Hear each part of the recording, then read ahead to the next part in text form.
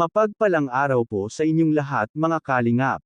Welcome back sa aking YouTube channel Kalingap Win. Tatay ni Dara nagsisinungaling nga ba? Dara at Bea pinaasa lang sa wala. Yan ay sama-sama nating alamin mamaya mga Kalingap. Pero bago ang lahat, wag nating kalimutang suportahan Idol Kalingap Rab.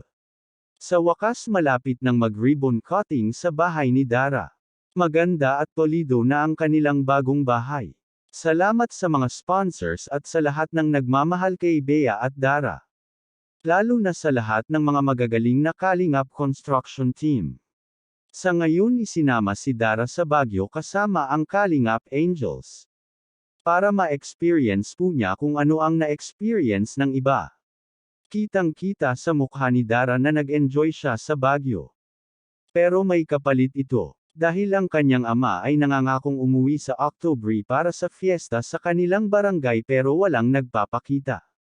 Bakit kaya? Ano kaya ang rason bakit pinapabayaan na sila Bea at Dara?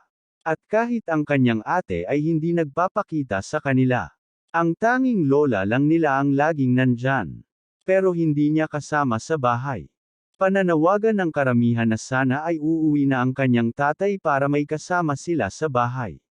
Isa na lang ba itong lihim nila kay Dara at Bea? Please comment lang po sa comment section para po malaman natin ang mga opinion nyo po. Hanggang dito lang po muna ang Kalingap Win Update ngayong araw mga Kalingap.